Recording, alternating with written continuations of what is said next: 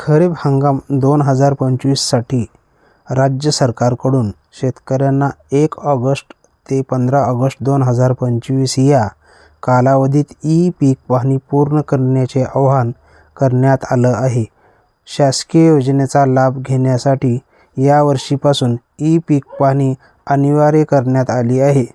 शेतकऱ्यांनी जर या कालावधीत पीक पाहणी केली नाही तर त्यांना महत्त्वाच्या योजना व अनुदानाचा लाभ घेता येणार नाही. त्यामुळे ही अंतिम तारीख डोक्यात ठेवा आणि वेळेत प्रक्रिया पूर्ण करा. ई-पीक पाहणी न केल्यास कोणते 5 फायदे मिळणार नाहीत.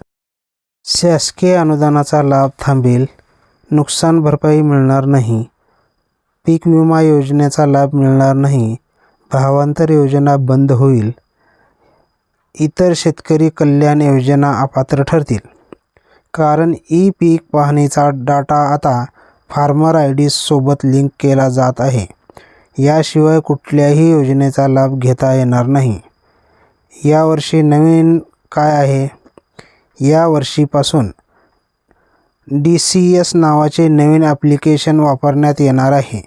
त्यामुळे पूर्वीचे जुने ॲप डिलीट करा आणि 1 ऑगस्ट रोजी नवीन ॲप डाउनलोड करून ई-पीक पाहणी करा.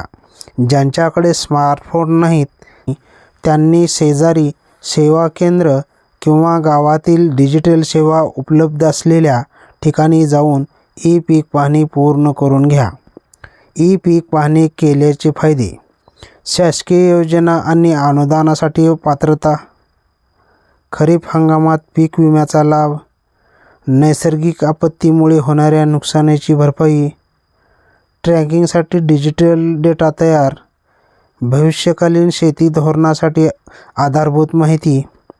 शेतकऱ्यांसाठी सूचना: ई-पीक पाहणी 1 ऑगस्ट ते 15 ऑगस्ट 2025 दरम्यान पूर्ण करावी. जुने ॲप अनइन्स्टॉल करून DCS हे ॲप वापरावे. मोबाईल नसल्यास इतर माध्यमातून ही प्रक्रिया पूर्ण करावी.